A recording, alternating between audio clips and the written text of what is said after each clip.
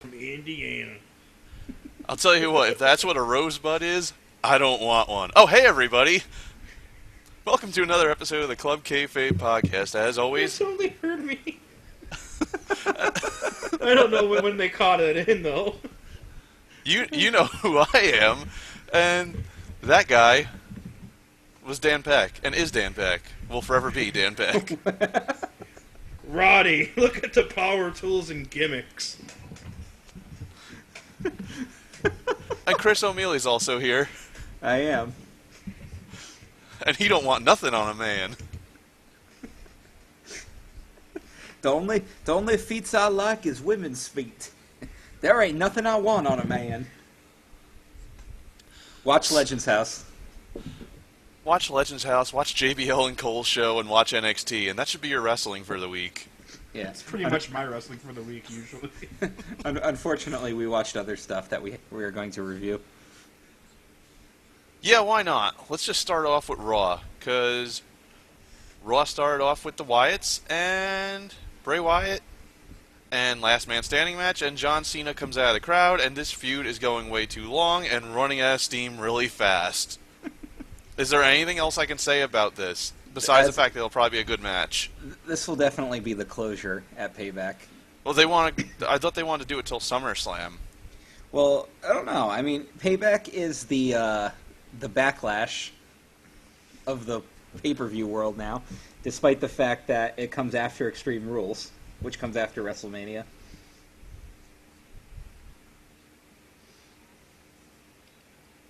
Yeah. Well, it's kind.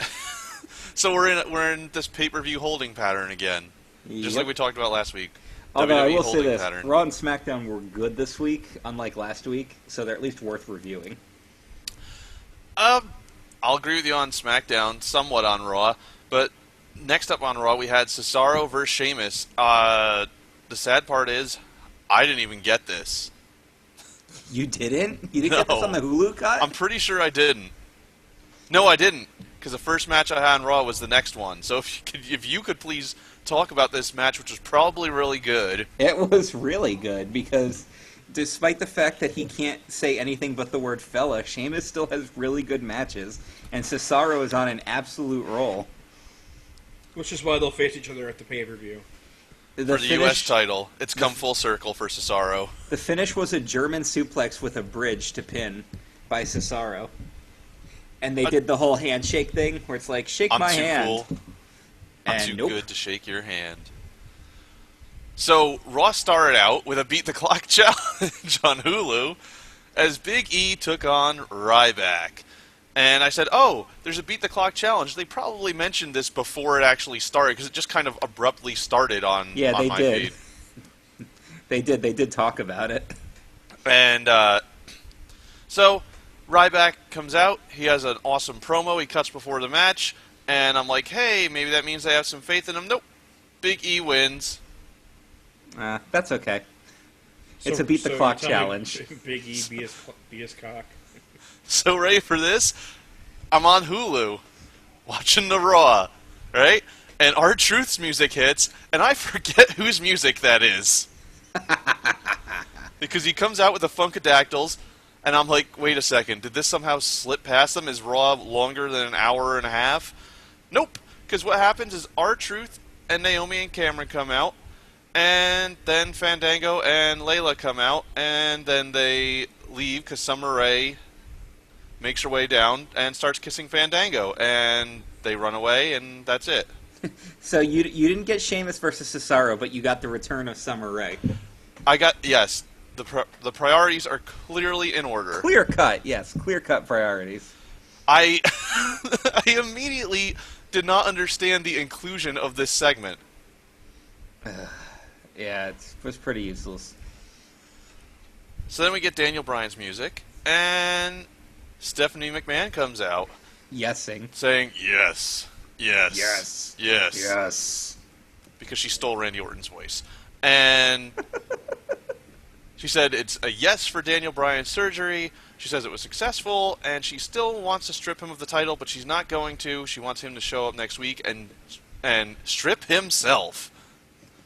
Ba, ba, Yes. So tune in to this Wait. week's Raw to see a Daniel Bryan striptease. I'm sorry, but here's one part I forgot to mention about this. Well, there's a couple of things. Then she toys with the crowd and gives them kind of what they want because she says a certain WWE superstar would know what to say right now. And then we don't get Bad News Barrett coming out and saying it, which would have been fantastic and gotten a huge pop. Instead, we get a video on the Titantron of Bad News Barrett saying, "I've got some bad news," multiple times, to which Stephanie then delivers her own rendition of this line and sounds Australian. Yeah, it was terrible. That was a totally blown opportunity. All Especially for when some she's bad like, news. maybe I'll give the title to Barrett, and the crowd mega pop. And then she's like, Yeah. what about Kane, Batista, or Triple H? And they all got booed Well, mercilessly. yeah, she's like, "I'll give the title to Kane, the Demon Kane." Because he has a longer Demon Kane? name now. He's the Demon Kane. Dean Kane, the All Demon one word? Kane. Yeah. Howard Demon Kane. Some bad news and Mirakuru. So, Daniel Bryan's going to show up next week, and that's that. And I didn't get the Union Jacks versus Rusev. No, so... you did not. The Union Jacks came out to a huge pop, and then These were beating Rusev, cocks and they were jacking unions. and then Rusev smash, Rusev munch. I think Lana munch more than Rusev would munch. Just saying, bro. So the next Beat the Clock challenge is Rob Van Dam versus enhancement talent Alberto Del Rio. And Whoa, dude. he enhances talent because RVD wins and he's got a good time. Do do do do do do do do do. Then we get Seth Rollins versus Batista, and Batista has a good match. The first of 2 times this week. Yeah, Batista had 2 really good matches this week. And by disqualification, we get Seth Rollins as the winner because the Shield were on commentary because Triple H was... What was Triple H again? He was the guest ring announcer, and then Orton was the guest guest timekeeper.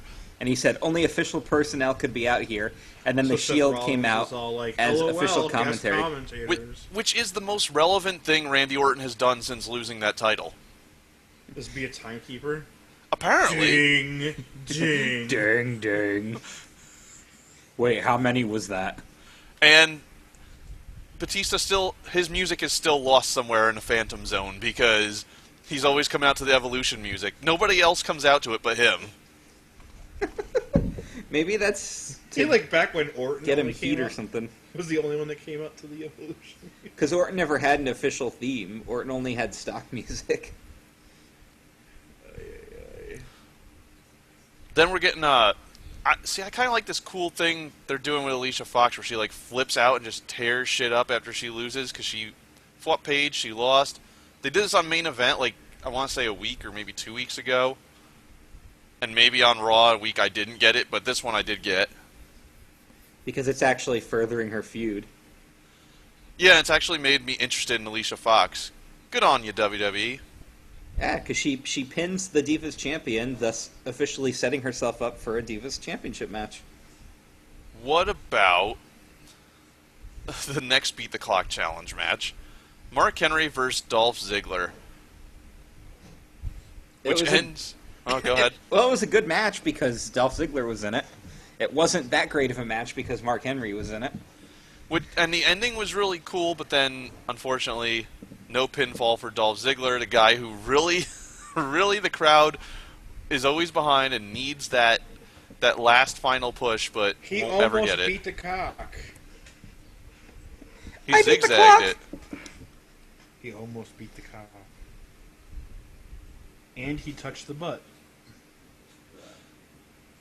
And so RVD, he beat the clock. He's going to go to Payback Rules, and he's going to face Bad Bad News News Barrett. Barrett. Bad News Barrett. Did you get the Adam Rose segment? I did. I'm glad because Adam Rose is one of my favorite things on the television right now.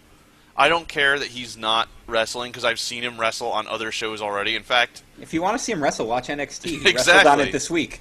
exactly. That's why I love when people are like, we don't even know if he can wrestle yet. I'm like, yeah, we do. So, Renee says she wants to know what it is to be a rosebud, to which I say I'm going to send her an instant message later. And he says it means they aren't lemons. Yeah, that sounds about right. So he wants Zeb Coulter to you loosen could be a up, lime, but that makes you a rosebud. but there's too many limes. Oh, yeah. I really hope he actually faces Zeb on Raw this week and gets Swagger at the pay-per-view. Well, did you see... I love this segment because Swagger looked like he literally was mentally insane. Like, he was smiling and putting his hands upon these people and just tossing them around. And he's like, I'm not a lemon! He It looked really like he was remi- having fun. Yeah. It looked like he was insane. It looked like the Shining Jack Swagger. The Shining Jack Swagger would be an awesome character. Here's Jackie. And then in our main event, which is the main event we get for every show, it's a form of John Cena and the Usos versus a form of the Wyatts. Yeah, but What's at with least they this- picked a good member of the Wyatt family. What's with this tribal thing they do where it feels to me like John Cena is intruding on some racial territory he shouldn't, where he's like, oh, tapping his chest and stuff. It I want to really... be Samoan. I want to be Samoan. I respect your Samoan. I respect your Samoan. I respect your Samoan. So anyway, John Cena wins, but he gets Sister Abigail, gets knocked out. He ends up at the top of the stage after a fallaway slam on the stage, and they count to 10 after another Sister Abigail as Bray sings, he's got the whole world in his hands. Good And then finish. you get Sister Abigail, and he gets the Sister Abigail, and she gets the Sister Abigail. Good finish. Okay, Raw. Definitely better than last week. though. I forget if it was on one of the Usos or Cena, but someone got Irish whipped against the ropes, and they came back, and Bray just hit him with the Sister Abigail. No kiss, no anything. That was cool. I like when he does that. Yeah, he can hit That this was a cool move now spot. that usually has a really long intro to it out of nowhere now.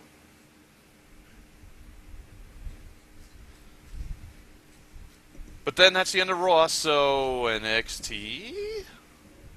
Our next The roar of the crowds. Do the thing. Dollar signs for me. Okay, we start off with the title shot or leave NXT match. Right off the bat, we've got Bo Dallas versus Big E. Right off the bat, Bo gives some kind of bullshit heartfelt Bullshit. speech. Bullshit heartfelt Bullshit. speech. Saying, I'll never leave NXT. Except for the month of videos and advertised debut for SmackDown the next day.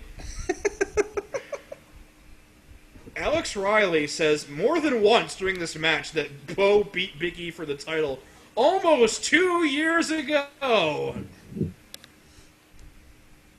It was almost 1 year ago, but he kept on saying 2. Don't know why. It was yes, 2 years ago in NXT time.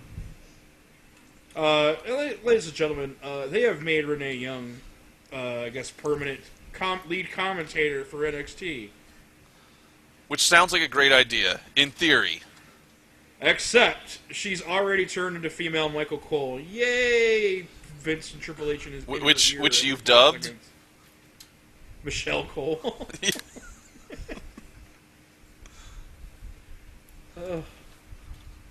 As you can tell, I haven't said anything about this match because it's not that good a match. Yeah, it really wasn't that The good. ending was cool though because they went with the same finish, the way he won the title from him. So, Big E wins. Bo Dallas has to leave NXT, which again No! is Don't the entire leave me! point of NXT. Yeah. I love his closing out promo though. His closing out promo is the best thing I saw this week. The fans are chanting, "Bo, leave! Bo, leave!" No, you leave! He's yelling at them to leave. I don't usually use harsh language, but you all really stink. That was hilarious. And then he's like, no, he keeps going, no, you guys leave. And then he goes, okay, I'm going to be the bigger man, and I'm going to leave.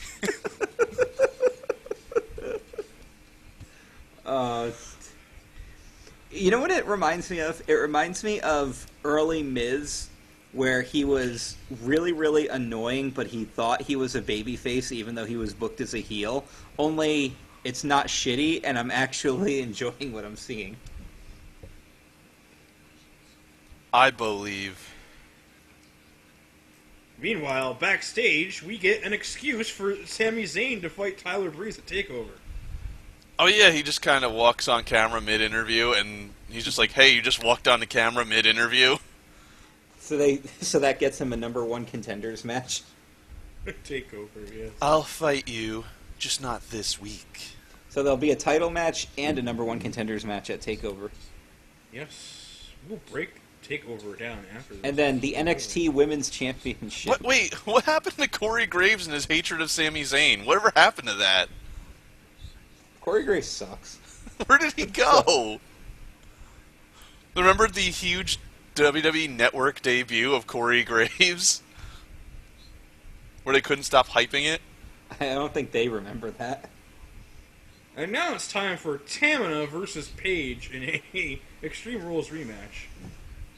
And, again, here is a bigger, big versus little match than Bo versus Big E was. There's also a better match than Bo versus Big E. During this match, the commentator that's not Alex Riley or Renee Young, I believe his name is Todd, the new guy, he tells us at the beginning of this match that it's Charlotte versus Natalya for the NXT Women's Championship at TakeOver. Natalya has not beaten Sasha Banks yet for that title match. I missed that. That's hilarious. Whoops!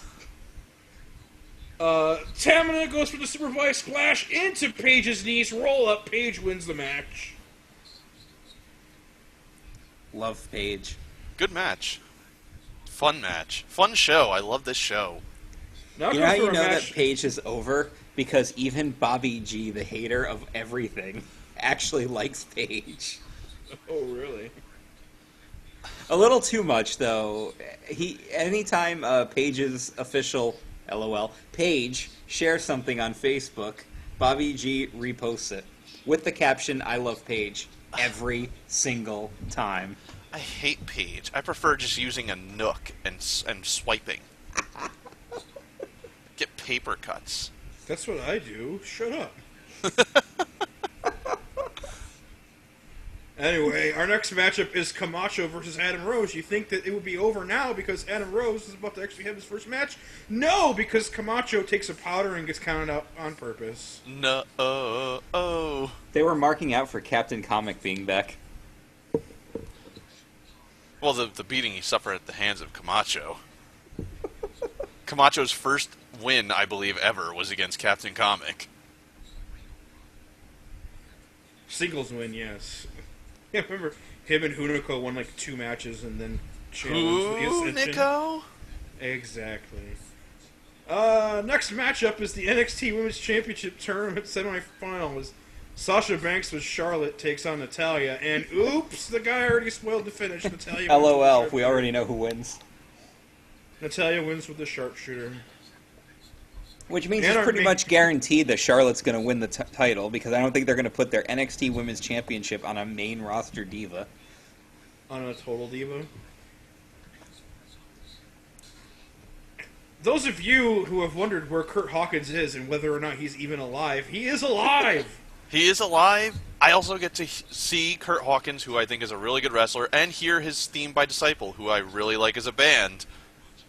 Too bad the match is under a minute. I know. I was like, Hawkins whoa. lives.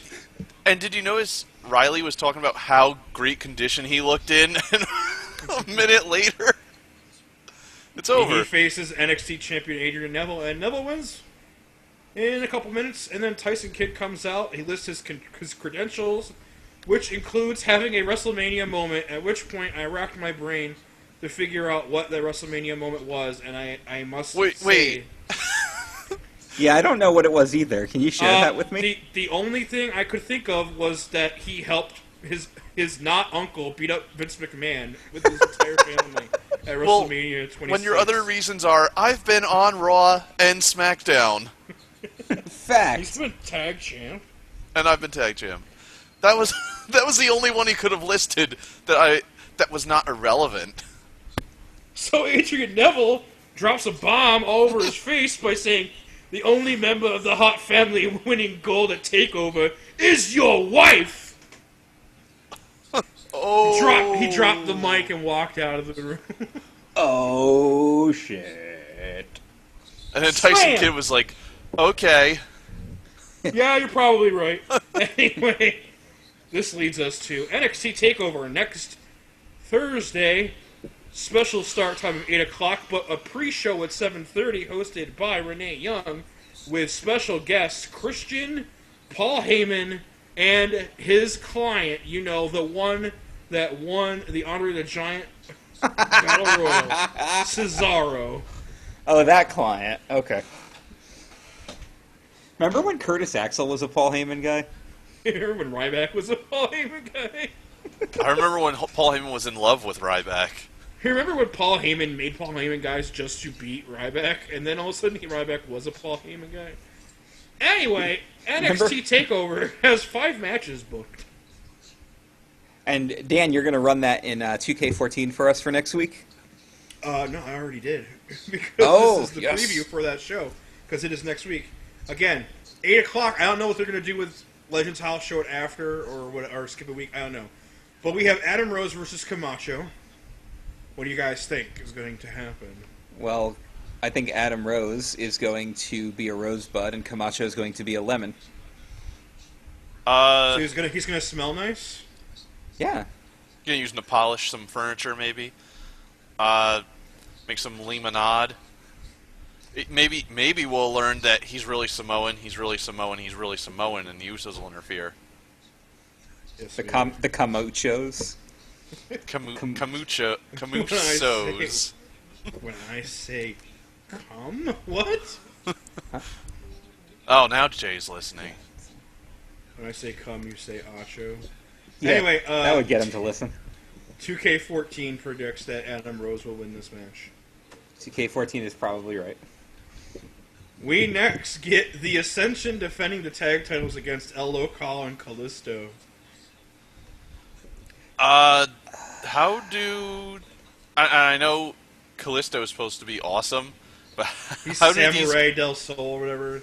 The Samurai of the Sun or whatever the frick. Yeah. how do these guys beat the Ascension, who have beaten every single team, bigger teams, smaller teams, faster teams, stronger teams, Well, than these the guys? rumor is that the Ascension's going to get called up pretty soon, so They're going to ascend. this would be a good way to take the belts off them and actually really shock the world. I think El Local and Kalisto will pull off an upset. Well, WWE 2K14 agrees with you. New tag team champions. We're gonna call you up to the main roster, and you're gonna be the smaller guy, and you're gonna like cheese again. Vince, come That on, was you gotta, great. you gotta ring the by the way, doorbell. I completely forgot about him, but there was what was it? When I turned on the WWE Network the other day, there was some pay-per-view on the live stream, and they had all the NXT kids as lumberjacks, and he was in there during his cheese-loving phase. Yeah, you have any I was cheese? I was like, oh my god, I forgot about this stuff. And he looks so much different. He's huge now. Next up, we'll have Sami Zayn versus Tyler Breeze for #1 contendership.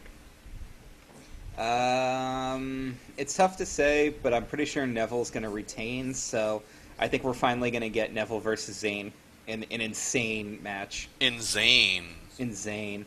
However, I really like the Tyler Breeze character, so I'm kind of torn on this one. Tyler Breeze is a really cool character. He's really funny. I know they've done the narcissist gimmick a million times, but he's actually found a new way to evolve it, which I think is really cool. Yeah, which is good. With modern technology comes more annoying ways to be narcissistic. Well, they've actually done scientific studies about people who constantly take selfies being narcissists, so it makes sense. I'm gonna pull. I don't know. I'm gonna pick Zayn, but I really don't care who wins this one. I like both of these guys.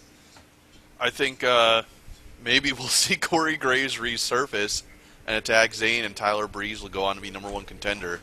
I would like to see Corey Graves form a stable with C.J. Parker, Mojo Rawley, and Colin Cassidy, just so I can collectively hate all of them at the same time. Those are like the 4 guys on NXT I can't stand. I wish I'm pulling Mojo for Rawley Sami would get Zayn. recycled already. Well, he himself is already a recycled gimmick. But anyway, I'm pulling for Sami Zayn, but 2K14 says Tyler Breeze wins. I'm down with that. Next is the match for the vacant NXT Women's Championship. Charlotte. As Natalya takes on Charlotte. Charlotte. And then she's going to lose it, and then she's going to get it, and then she's going to lose it till she's 16-time NXT Women's Champion. Woo. Woohoo! Then she starts bleeding all over the place. Well, it depends on the time of the month, but... Oh. Why did I know that was coming? Well, even 2K14 thinks Natalya being NXT champion is dumb. My daughter bleeds even quicker than I do. Woo! So Charlotte is going to win, according to this. And in our main event of the evening, Adrian Neville defends the championship against Tyson Kidd. Neville retains. I'm thinking Tyson Kidd might actually take it off of him, and they might close the show with Natalya and Kidd with the titles. And they embrace, and then in 5 more years, it'll have to all be deleted from the footage. When Natalya kills her family. Yes. Oh. Poor Tyson, he can't even kill his family, right? Well, the only one killing your family will be your wife. And 2K14 says we will have a new champion, Tyson Kidd. Nice. Cool. We'll have a takeover review next week. So, stuff's happened on the SmackDowns. The sky turned black, but it didn't matter. Because they changed the theme song. Oh, really? Yeah, it started with that, the other one where they play, what is it? It's like, this is our moment, we own it. It's like their alternate SmackDown theme. Yeah.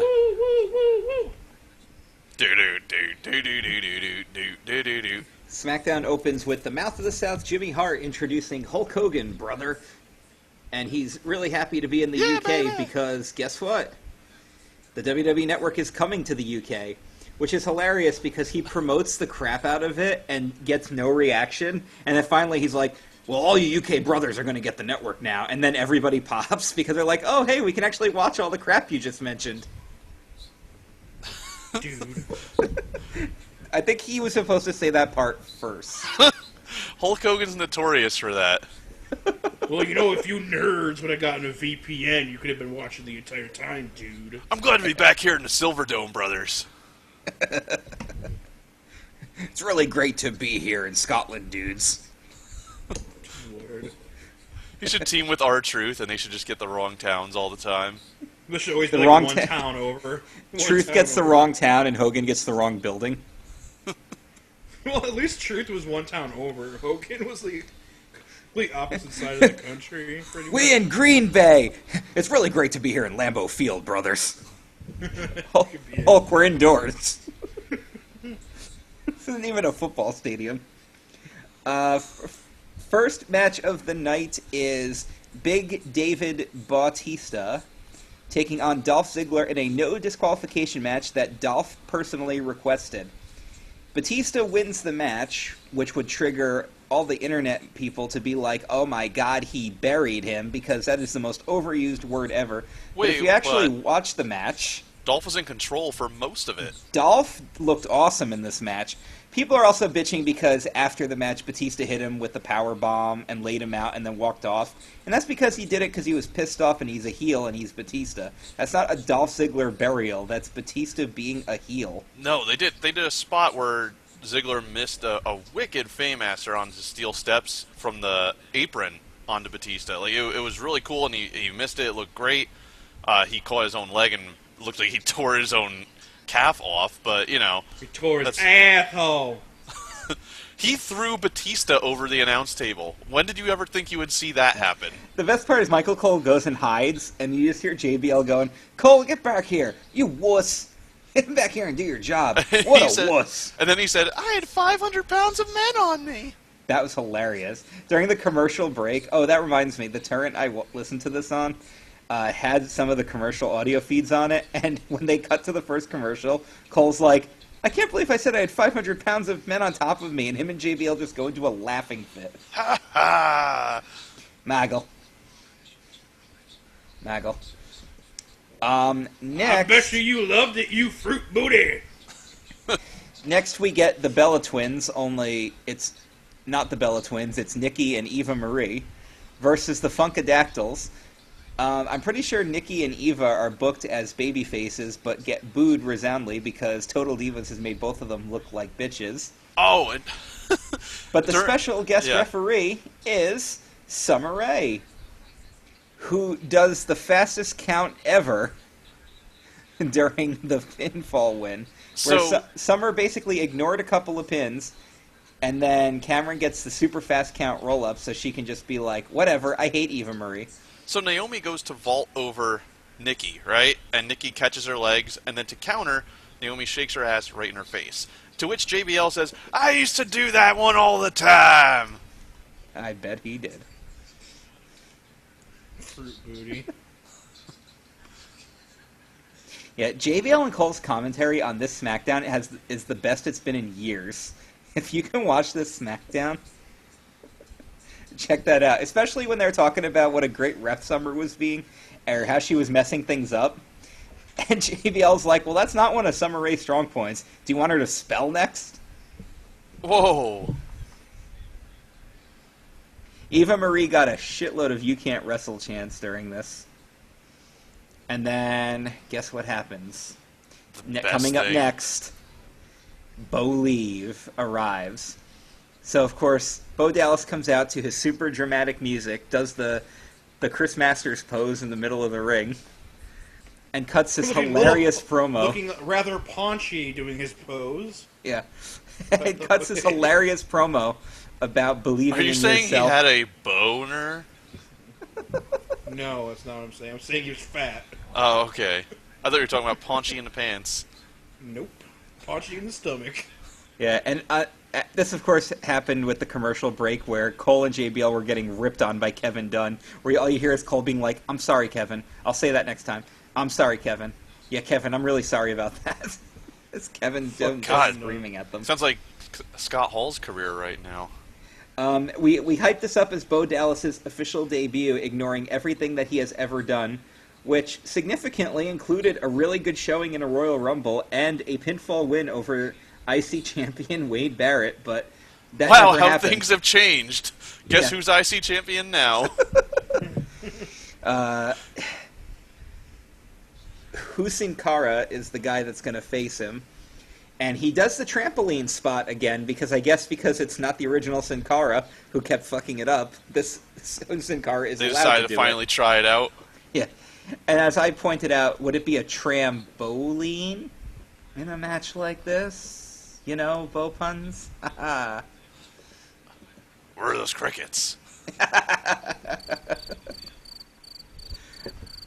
Noteworthy that at one point JBL did call Batista multiple times.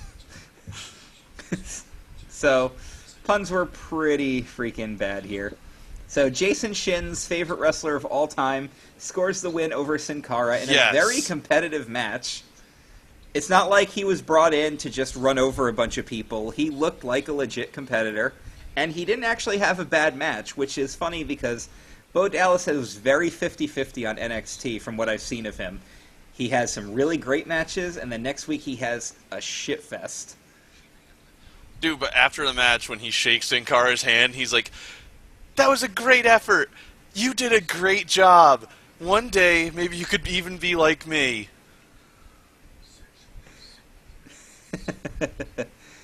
Just keep trying. Somebody said they get a very Simon Dean feel out of Bo Dallas with the annoying heel roll. I think it's more Miz than Simon Dean. But whatever. It's a bad thing. It's a good thing. Now, of course, we get a Wyatt family promo coming up next, and we have the audience doing the effect with their lights on their cell phone, which looks like such a cool effect to be there live for. I don't know, how do you guys feel about that? I like it. I think it's funny because Ever when I been used to to a go concert? when I used to go to shows, though, the WWE shows, they were like so mad, and they'd be like, "Turn your video camera off, turn your flashers off," and now they're actually endorsing it because it looks so cool. Yeah. Of course, Bray's promo is all about why everybody turned on John Cena, and he's 100% correct. And then he ends his promo by basically going insane and speaking in tongues. Yeah, Which later in the show, they're like, I think he spoke in tongues, Moggle. Because I don't think anybody watching on TV understood that. I was like, wow, that was really good. That was one of the better things they've done in this feud, is that he actually just got down and started speaking tongues and almost was like drawn of all of his energy when he finished. Like, that was a really great little end to his promo there. But I don't think a lot of people got that, so they had to point it out. I love the fact that even the results I have right here, they say he chanted in Latin or something. Or something. Yeah, no. I get really excited when I realize Paul Heyman and Cesaro are going to sit in on commentary. Then I realize it's for a Del Rio and Sheamus match, so my excitement kind of best of 3 million series. Yeah. Also, I love how the Irish-born Sheamus holding the United States Championship is fighting the Mexico-born Del Rio, and the fans of London do not give a shit. Wow. Such nationalities. The commentary, again, is gold, with Heyman and Cesaro sitting in. And during the commercial break for this one, Heyman and Cesaro come down to ringside, and Michael's like leaning into his microphone going, "We only have one headset for them. Well, we have to get them another one. Like, what the hell?" So you get to hear some of their technical issues. As far as the match goes, wrestle, wrestle, wrestle, power slam, bullshit finish because Cesaro cheap shots him, gets disqualified, hits the neutralizer, and then he shakes his hand. He finally shook his hand. What a man. There's a great part in this match where Paul Heyman has to give Michael Cole shit because he claims that Cole always has to have the opposite opinion of him. Not that you guys know anybody like that. Oh, man. During my live commentary for this, speaking of, he actually butted in and he said that the top guys in WWE should be Dolph Ziggler, Alberto Del Rio, Christian, The Miz, and Jack Swagger. But instead, their entire generation of talent was passed over, and they're used to everyone else over. Those are his exact words. First of all, Christian's not in the same generation as these guys, and The Miz kind of isn't either. So, that's fine if you're that wrong. But it's funny because when he claims who the top guys in WWE should be, they all have one thing in common. He likes them. So only guys he likes deserve to be the top of WWE. Yup. That's real. But, you know, whatever. I don't care for Sheamus's 10 punch to the gut thing. And I thought the tornado alarm was going off, but it turns out it was just Cesaro's music. Of course, you know who has to comment on that. A cacophony of random sounds is not music. I don't understand why they don't go back to his pre-Real Americans theme. That music was great. Well, he's actually right on that, though. He is. I agreed with those words. I had to look this word up. I agree. I'm going to Victory Road this. So, remember when all the dirt sheet writers were like, Vicky Guerrero's leaving the company? And LOL, no she didn't, you were all wrong. She's like, I'm talented and I'm beautiful. And she also says she has great personal skills. This, of course, cues the Exotic Express. Is this the two truths, the 2 lies and a truth game? Except for she accidentally said 3 lies?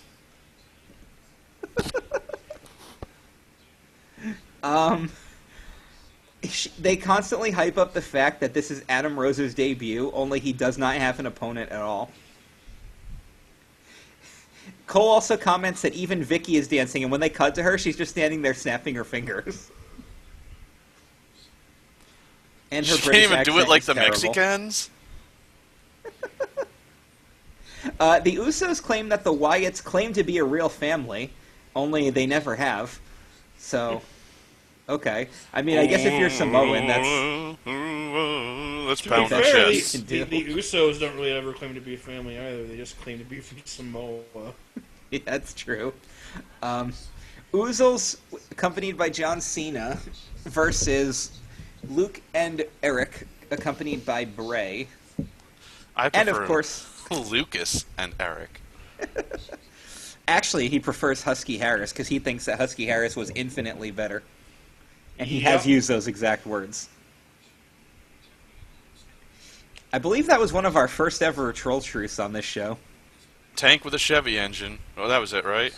Ferrari engine Ferrari or something engine, like that's that. it. A Chevy engine. I don't know. That's powerful. I don't know cars. I don't know cars. A tank would totally move with a Ferrari engine. Big DQ spot, Great Sister Abigail spot on the Oozles. Eric Rowan takes an attitude adjustment, and then Bray and Cena have this big confrontation that's nothing more than a giant cock tease, ending your SmackDown. Cocky. Duh. Good SmackDown this week. That was shows. And now for trolls, because, you know, trolls are the thing. And Adam Rose is the target of one of Heyman's onslaughts this week on Facebook. Trolls, whoa, trolls. Don't be a rosebud, be a troll. Heyman has already predicted Adam Rose's future because he was 100% right about everything that's happened to Fandango, claiming that his fad was going to completely die out. This is despite the fact that people still do the Fandango dance when he comes out. But, you know, he's still right in some way. So his exact quote was, Adam Rose is next year's permanent jobber on Superstars. How many years in this business do Vince and Triple H have under their belt? Probably almost a century between them, when you think about it. And they still don't understand that just because a wrestler's entrance is super popular doesn't mean the wrestler is. Cough, Brodus Clay, cough, Fandango, cough. Wow, somebody should get him some cold medicine. Is that his Triple H impression from a few weeks ago? Somebody should give him some scoff medicine. I mean... Hey, Dan, give yourself a high five. Self-high five.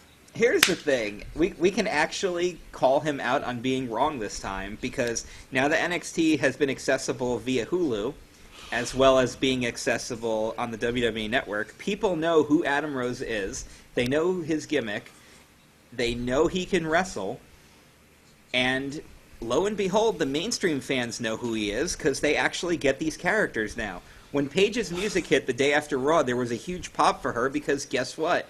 Everybody knew who she was thanks to the network. I preferred Leonard Kruger. Leonard Kruger. Leonard Kruger? Leonardo Kruger III. So once again, he's claiming that this guy is going to fail, despite the fact that he hasn't done anything yet. Exactly. He hasn't done anything yet. Whoa, I'd rather be a lemon. Perfect example of lemons. Wasn't your Facebook thing this week about Adam Rose too? No. Oh, I thought I remember you saying it was. No, because this week on the Facebooks, they have a video of wrestlers impersonating Hulk Hogan. Oh no. When John Cena entered the ring on SmackDown, why did it sound like the announcer said, "The following Fat Kid contest is scheduled for one fall"? Anyone? I don't remember that happening. Who's John Cena? He's on the scene? Like a sex machine? Tony Schimmel did botch one thing this week, and Colin J started screaming, "Where is Lillian Garcia?" because she never botches her ring announcements.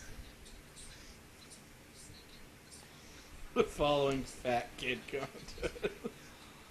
Anyone? Bueller.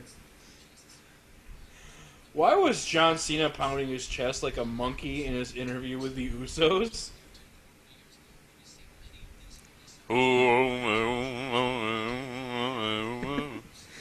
I feel like that comment was more racist than it needed to be. Perhaps we should get an expert in on this.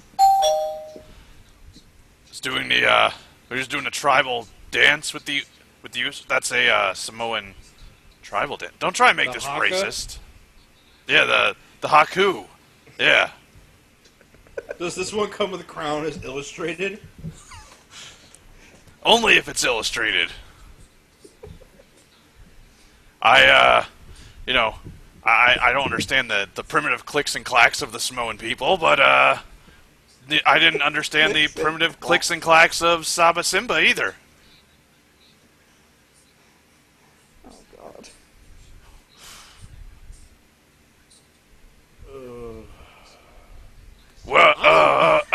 Whoa! What? He just... Oh, no! It's party time all the time. Vince just left. Expressed right out the hall.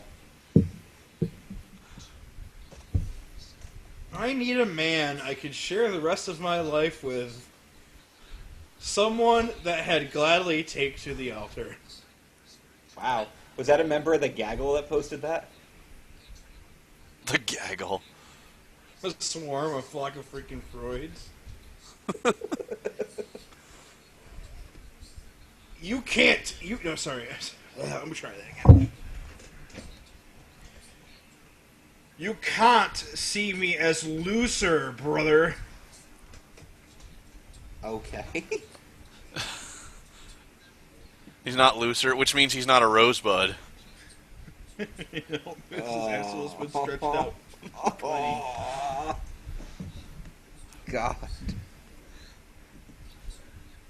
And finally, no matter how impersonation they bring, they are all nothing compared to the Hulkster. This is maybe words. Wow. So, I just love how these things never have anything to do with the actual post. What do you expect? Alright. Now that we've successfully buried some people that we don't know, it's time to bury people that we do know. In this week's SCK game, which was other wrestling workouts inspired by DDP Yoga. Yay! This is another one of those original ideas we came up with that's been on the back burner for a while. I also want to encourage you guys. I do have a couple of ideas in the archives right now to use for future shows, but Adrian Cotton had submitted his wrestling pickup lines one, and we had a lot of fun with that. If you guys want to submit an idea for an @CK game, message it to me, and I will definitely use them. I will take all fan suggestions, as long as they aren't... It's not something we've done before, and it's not 100% awful. So, you know how that's going to go. Alright, you guys ready to hear some other wrestling workouts? Let's go! Okay. Our first submission is Rosie and Jamal's 3-minute abs. Okay. I don't know how the 3-minute abs would look because it's Rosie and Jamal, but I would give that points. Well, they successfully got a pun in there that I knew you would appreciate. 3 minutes and we out of here. That was Big Jan Batista. They're starting to cater to our taste, Dan. I think it's time to inject a little poison. Are you guys going to give out 100% points like you did? I don't know yet. Poison, what would you mean? Bring Heyman on the show to judge these? Oh, man. I'm going to That kill would be my own poison. creation. That's not injecting poison. That's like spreading anthrax all over the place.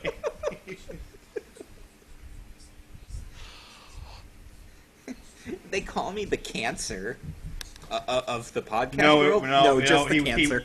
He works faster than cancer. Oh, God. All right.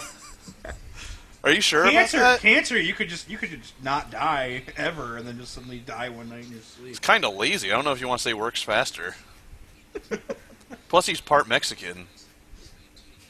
He's also been around since So they are 2006, efficient. thanks to Wait. you, Pat. Thanks to me, like I kept him alive. Okay, our next submission is Bo Dallas's Ty Bo. Okay, also funny points. Ty Bo. Does he Has just he- teach you how to tie bows, bow ties, and Dan, you were watching NXT longer than all of us. Has he ever made a Ty Bo joke? I don't think so. Alright, that was Chevy. It was always like Bo leave, and I'm going to go on my vacation in Bolivia and stuff like that. Oh.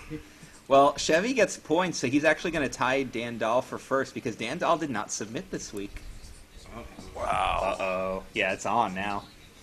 Alright, our next submission is Zack Ryder's Jobbin' to the Oldies. Poor Zack Ryder. Yeah, that gets points. Yes, awesome. Matt Awesome you has know what? returned to positive You for know the what? first time ever. You know why that gets points? It could be he's jobbing listening to oldies music, or he's jobbing to older talent, because both is true, or both are true. Both are Both are true. truth. Yeah, both are truth. What's up? Them are here? Yes. So, They're here. I think the God. bigger deal, though, is that Matt Awesome is actually in positives. So. For this week, at least. He can always return to negatives next week. Or return to zero. If we return to his negatives next week, he'll have to really fuck up. Well, one week you wanted to give him negative 300 points, and I wouldn't let you.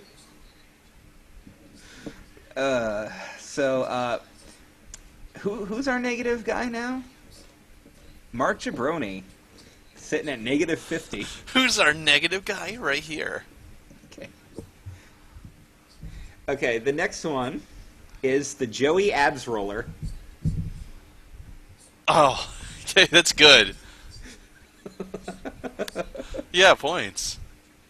All right, Jeff Trelowitz with the Joey Abs Roller. Next one. Val Venus pumps you up. Yeah. Oh, God. Is that lady? I hope that's ladies only. Well, Jason Shin submitted it. That answers my question. Okay, the next one is Sergeant Slaughter's Fitness Boot Camp. You know, it's not perversely funny, but it's still funny. I'm going to give it points. All right. Melissa Hatfield, points for Sergeant Slaughter's Fitness Boot Camp. Next one, Kevin Nash's Quad Burning. Oh. Yeah.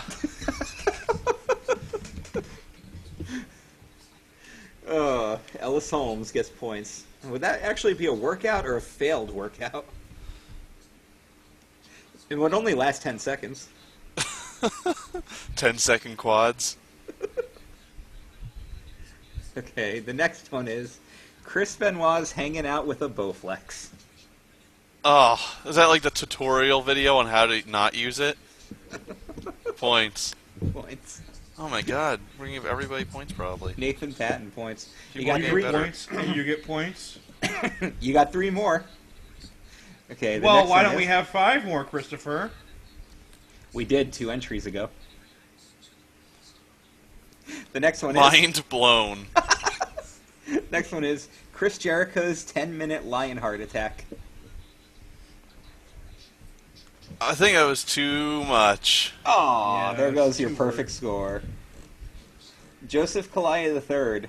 Nice try, but no points. Next one. King Kong Bundy's 5-count workout. I didn't laugh. I get it. I just didn't laugh. So No. that means no points. Okay. Matt Hardman, no points. And the last one. Stephanie McMahon's pole dancing for filthy, dirty, disgusting, skanky, brutal, bottom-feeding trash bag hose. You know, normally when we go, something goes too long, it doesn't get points, but this gets points. And you got a Jericho reference in there, so There you yeah. go. All right, The Casey Jericho O'Dell. reference that points. wasn't too wordy, even though it was more words than the other Jericho reference. All right, so that was almost perfect. Who gets the winner? Huh. I'm thinking Nash. I think either Nash. I really like the Joey Abs roller. Joey. That's between Joey Abs Roller and Kevin Nash's quad burning. I'm going with Joey Abs roller. Joey Abs Roller. Dan? Can we give a half win to Nash? Kevin Nash? Well, you did that before. You gave extra 25 points. Melissa Hatfield and Adrian Cotton did co-winners once. Are you talking about a big, sexy exception? Yeah.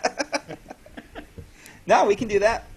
Jeff Charlowitz, you are the winner. You'll get 150 points. And Ellis Holmes, you will get 125. Because 123 ain't enough, man. Of course not. All right, that was a pretty good... Everyone's bringing their addition. A game lately, man. Well, except for people who got no points. They suck. I mean, they're valued members of the community. Matt Awesome went into positives, so if you didn't get points this week, shame on you. Shame on you, the one person that didn't get points. I think there were two, actually. Matt Hardman and Joseph Kalaya. Oh. Advice, try harder. Be funnier than Matt Awesome. Be more funny. That was my pro tip at like week 4. Pro tip, be more funny. Be more funny. Okay. So we're going to move on to the questions In our now. Club Kayfabe Power magazine. Our first question this week comes from Robert Doss, who wants to know what kind of questions. Black ones, white ones. Questions Some as that big climb as your on head. rocks. But not Mexican ones. Well, if it's a Mexican question, you have to do it like the Mexicans, which means you have to write it in Spanish. Wait, hold on. Because you said black questions. He's running down the hallway. I have a couple of black questions. Like, why does slavery not exist anymore?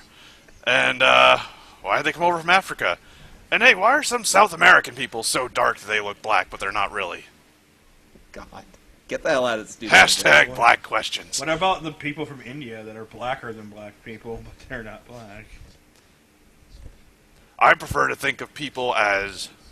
white people are raw, and black people are just well done.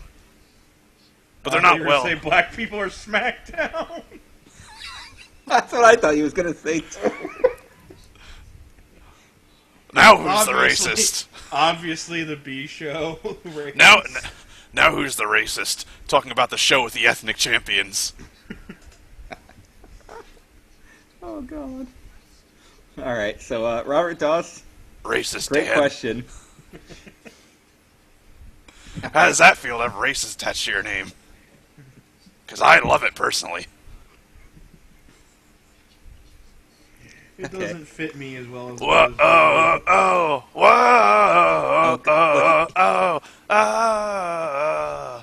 there he goes. He's doing it all the way down the hallway again. Okay. Vince There goes is no- wild. Woo! There are no rosebuds, though. Well, as far as we know, his pants weren't down, so we don't know if there is a rosebud. I don't know. He could come back with all his fellow Klansmen. No, Vince, you're missing the point. They're supposed to all be different gimmicks. All right, let's move on to a Can real you question imagine here. if there was a Klan member in the entourage? It would be him. There should be, and there should be, like, the most offensive African-American gimmick, like, in the same clan of rosebuds. Clan of rosebuds. Saba Simba. Yeah. Whoa, Let me see that shoe.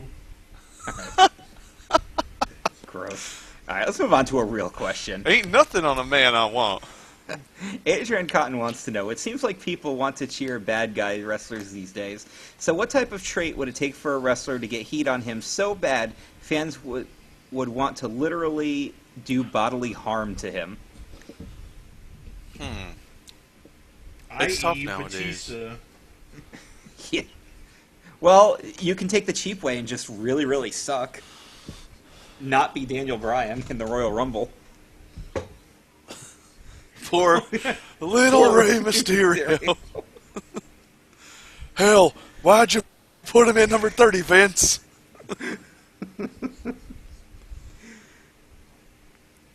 I don't know. Stuff like that's kind of tough these days just because of the era that we're living in. It seems like the wrestlers who get the worst heat now are either really, really shitty at their job, or the fans are doing it because they really enjoy booing them that way. Or they openly just straight up mock the fans. I think if you just keep making fun of sports teams, people will hate you. Easy heat. I don't know. I'm trying to think of a good... Did somebody not get what they wanted? Yeah, there you go. But that's like change the channel heat. Yeah, that's not good heat. You're He talking doesn't know about the like... difference, and he doesn't care, apparently. I thought the best heat in a long time, this is just my opinion, was the Straight Edge Society with Punk. Oh, Because I know how you get heat, is you beat Undertaker's streak. There you go. Wow, yeah, that's right. They didn't want to cause That's bodily a good harm. example. Yeah, that's a perfect example. Bodily harm almost came to people who actually thought it was a good idea. That could never happen again now. We have to wait another 30 years for that to happen again. When the Undertaker is 90. When Undertaker's son Gunner is 21-0. The Gunner Taker. Yep. And that's when Eddie comes back, too. Of course. That's when 'Cause they he lied. finally hire. That's when they finally keep Shaul Guerrero for more than 3 months in NXT. All right. Next question from Matt Hardman. Do you foresee Kurt Angle ever coming back to the WWE in any role with the company? Freaking Hall of Fame, yeah! Yeah, that's Yeah, it. Pretty much just Yeah. to get inducted to the Hall of Fame and release a 10-disc DVD set. A WWE Network special documentary. Yep. Oh yeah, because About- he get inducted to the Hall of Fame and then promptly die the next Tuesday. And then Yep. he'll appear on a bunch of pay-per-view pre-shows as part of the expert panel with Josh Matthews, Booker T, and Alex Riley. I would love to hear him and Ric Flair on a panel, and then they just start talking about how TNA was for them. I love when Ric Flair ripped on TNA on the Legends of Wrestling TNA, Roundtable. what's that? What is that? What is that? 2 years later, him and Foley were in TNA. Oh, was that one taped before he went to TNA? That makes it even Yeah. funnier. Before both of them went to TNA. And now where is he? He's in TNA. And what's TNA? So funny. Okay. Next question from Ellis Holmes. Would you be surprised if Bray was to get the WWE World Heavyweight Championship before the end of the year? Be surprised? No. I'd be happy with it. Nope, wouldn't be surprised. I wouldn't be surprised if Luke and Rowan get the tag titles before he gets that, though. Yeah, I think they're going that direction with them right now. But it would be a good run for them, kind of like when the Shield had the belts. Go on a really, really long run as tag champions, as a dominant tag team. Harper and Why Rowan would you can go on a easily pull really it off. long run and carry heavy titles? That makes no sense. Like he even knows what that is. On the beach. That would involve him running and carrying something. Well, that was like when Carrying you this entire time. Not carrying his soda back to the back. that to was his like desk when chair. he would walk the road in front of his house with ankle and wrist weights on. Did he actually do that? I could not make something like that up. That's awesome. Is he also wearing a garbage bag as a shirt? No, he wasn't trying to get in shape for the cruiserweight title in an hour on Sunday Night Heat. I remember that. That was a funny angle. Both times. Not Any Kurt. fake throwing up. Although Kurt was a pretty funny angle. And he's just Hey, dumping the it in bunny, the toilet. Do you think it's the same bunny suit? Oh no. Did you see the meme where Dolph Ziggler's talking to the bunny backstage, and then he walks down the hall, he comes back, he goes, "Hey, wait a minute," and it turns out it's Zack Ryder. He's like, "TV time is TV time, bro." It's from the JBL and Cole show, actually. Is that from JBL and Cole? That's Yeah, awesome. he turned around and he's like, "Wait a second," and then Zack Ryder's there. And he's like, "Did you need something, bro?" That's awesome. Apparently, it's been a different person like every time. But that's awesome. They caught in on the inside joke on that, and they use it on JBL and Cole show now. Because I have a feeling they'll keep doing it. Which is, by the way, I would love to review JBL and Cole show on here because it's better than a lot of WWE programming. Isn't that sad when a show helmed by Michael Cole is better than the But actual he's not wrestling? on it. He's not even on it anymore.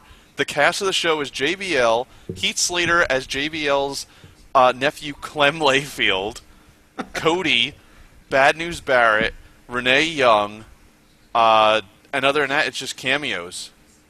They probably have such a blast doing crap like that. Dude, it's so fun. If whoever doesn't watch it, including you guys, you gotta check it out. It's so funny. All right, when this week's goes up, send me the link, and I will. I promise I'll watch it. I'll even watch it while we're chatting, so you can hear my reaction. All right. Okay, question from Chevy. Do you want Rock Cena at Mania 31 or Rock as champion versus Roman Reigns? How about neither? Either. Neither of these options. Neither. How about Roman Reigns as champion at one point, but not facing The Rock? And how about Rock Cena 3 never happening? I'd be fine with Roman Reigns as champion eventually. Just still right now, I think there's so much life in the Shield characters that there's no reason to split them up like that. Well, you never know. They could still get a world champion in the Shield and stay together. I wonder what they're gonna do when they finally break up. Like they're gonna all slowly Probably grab a brush and put a Change. little makeup. Well, according they're to gonna every slowly- single just slowly person, change their outfits over time until eventually Seth's wearing underwear. I was gonna say, you mean slowly take off their clothes? Yeah. well, according Seth's- to everybody on the internet, Roman Reigns is going to become world champion. Dean Ambrose will become mid-tier, and Seth Rollins will get released. Okay.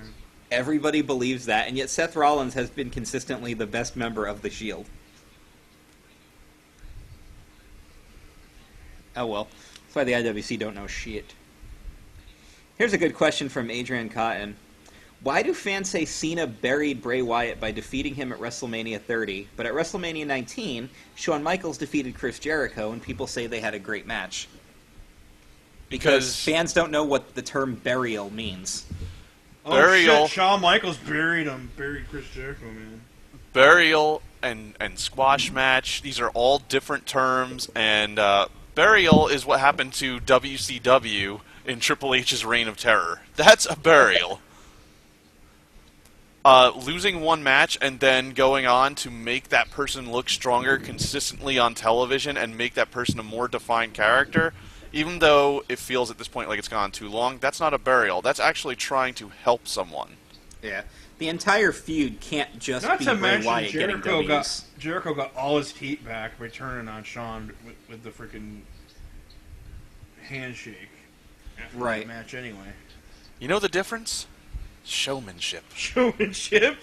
Plus, didn't Bray Wyatt win the rematch at Extreme Rules, and people are still claiming this as fact? Like, get the hell over yourselves. He's got the whole world. It would have been a burial if it was literally a 30-second match where Cena just ran in, squashed the hell out of him.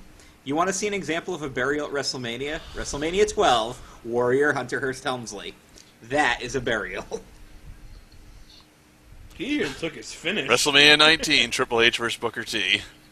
Yeah, that's a burial. Booker T looked like shit Royal in that Rumble, match. or whatever the fuck it was. Royal Rumble, Triple H. When he fought Scott Steiner. Oh, Scott Steamer, because he was blown up already. And then they gave us another month of that. Of course, Matt Awesome wants to know, with Bryan being out because of injury, who do you believe deserves to be champion? Now, if Bryan can't do it... Do it. I hate to say it, but out of all of the choices that are possible, the one I'd probably be the least pissed about would be Orton. Another Cena reign is not going to thrill me. Cena. No, another Cena reign's not going to thrill me. Triple H is going to really piss me off, and Big Dave Batista will probably make me the maddest of all. Even Big though it'll only be like David. his 5th title reign. Yeah, but at least Orton, when he wants to, has good matches. And at least that would, bring back the whole Orton and Bryan thing where Bryan could rematch with Orton, get the one-on-one shot and all that other shit. Because he didn't actually beat Orton in the triple threat match. He made Big Dave tap out. And then he went right into his little Kane feud, which looked horrible. And because that feud with Kane was so bad, that I don't want to see Kane with the title. And I hate to say that, because I like Kane, but... whatever. Moving back to Chevy, with the Ascension wanting better competition, do you think having Ryder and Hawkins team again and challenging them would be good?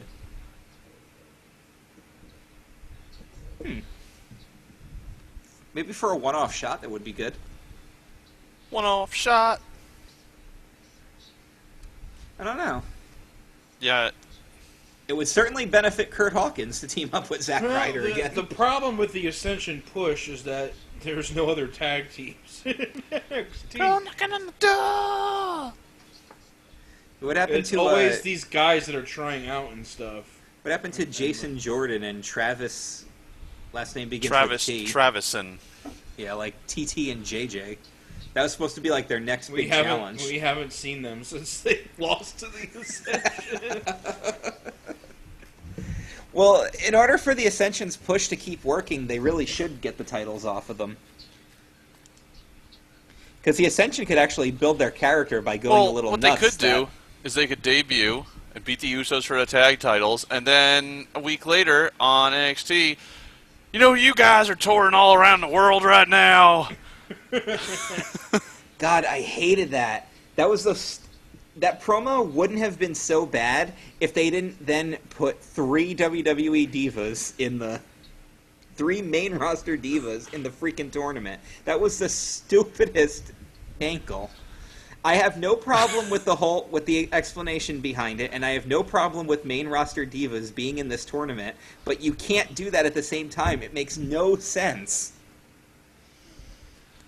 You could.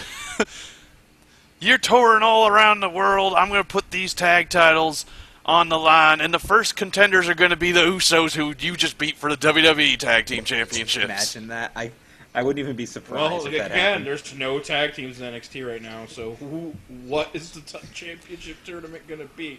Yeah. Is it going to be like that SmackDown that it's going to have the Usos, it's going to have the Brotherhood, it's going to have 3MB.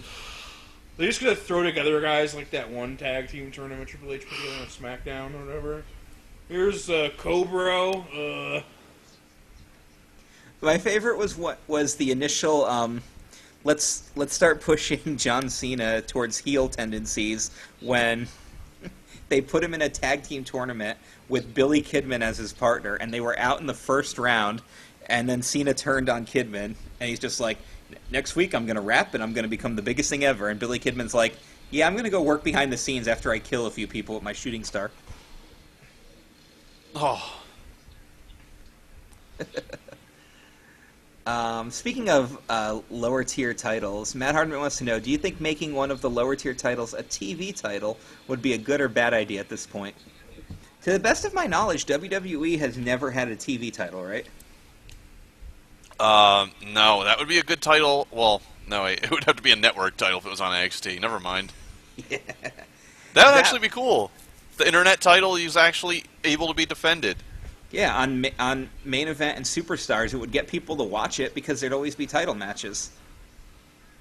Every week on one of those shows, there'll be a internet title match. I'd be down with that. I think it would actually help to bring that title in instead of eliminating the U.S. title at this point, because all of a sudden, the U.S. title is getting exposure again. So And the IC title is still keeping its exposure by... They just had a tournament, and then 2 weeks later, they're having Beat the Clock challenge for it. yeah, they're actually putting the belt over, They're actually doing more with their mid-card titles than they are with their world title right now. Holy shit. Yeah, this is actually a big thing. This is the way it should be, though. This is kind of a big deal. Yes. Adrian Cotton wants to know, do you agree with JR when he says that wrestlers should not do closed fist punches because they are not realistic? Sure. I agree. No. Wait, Well, wait. A lot of them don't know how to throw a closed fist punch.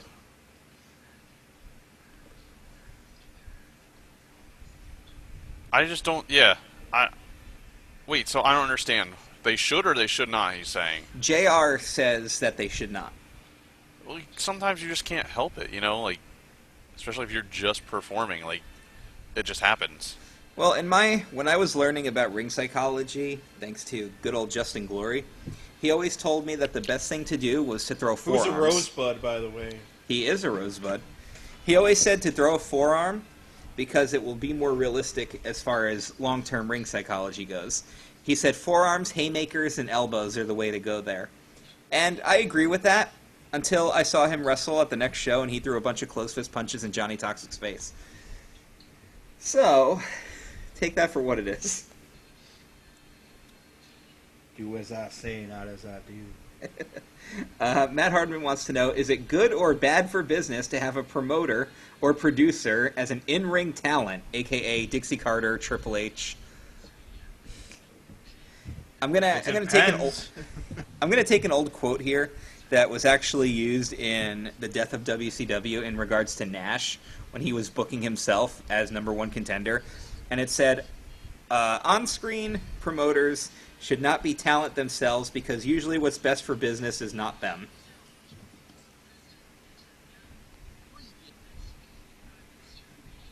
So for the most part, I'm going to have to say no to that. But then there's Vince McMahon, who has made an entire generation of wrestlers. That is true. By being But that was on-screen. also lightning in a bottle. The every man, every boss feud with Austin.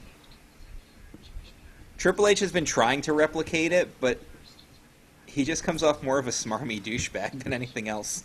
Yes. And then there's Eric Bischoff, who does very well behind the scenes and very well on camera, but not at the same time. Yeah, but not at the same time, so... So he has to either be in charge behind the scenes and not on camera, or not be in charge behind the scenes and be on camera. When I initially started doing the commissioner role, I was really excited to, be an authority figure and everything, but the more I did it, the more I was like, I really kind of wish I was just hanging out behind the scenes or doing something like reffing or ring announcing, because I always felt weird being an authority figure in both directions. I don't know, I didn't really like it. I would have preferred to just stay at the commentary booth, and if I make my return to indie wrestling, I'm going to pretty much do that. I'm going to stay at the commentary booth or put on some stripes and ref, but I don't really want to do an authority figure character again, especially if I'm going to be involved in any form of booking. Not that I will be, but I don't know, it just didn't feel right. Of course, this takes us to our last question, which was answered in the thread, and I'm going to read the question and then the answer that was given. Robert Atkin, or Aitken, not sure how to pronounce this, he wants to know... Yes. He wants to know, what's the best way to not cry during sex? He's asking for a friend, he says. To which Joseph Kalai III responds, be a man. Unless it's for a woman, in which case that would be terrible advice. Don't know, never happened to me.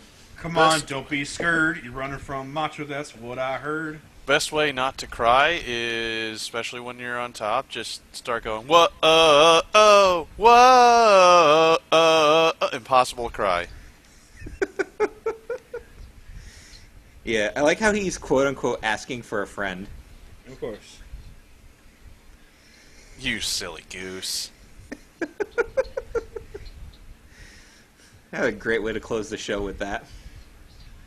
Next week is going to be our Payback preview show. And our takeover Yes. preview. Hopefully, we'll be able to record on Sunday. I do have one more suggestion for him though. Life is 1%. Don't take it. Don't take it in the poop hole this time. But life is 1% motivation and 99% perspiration. Consider Bo Dallas your 1%. Oh God, he's thinking about Bo Dallas. God. Yeah, Thank you. Don't take it in the butt this time. Next time is better. We should end all of our shows now with a Bo Dallas inspirational quote, then dedicate them all to Jason Shin. Oh God. Dedicated to Jason Shin. Watch your poo hole, bud. So hopefully we'll have Shin on again soon so we can talk more Bo Dallas. Oh, it's going to be great. More All right, Bo so Dallas. till next week, everybody. Stuff happens. We talk about it. That's about it. Peace. Bye. Punch you in the face.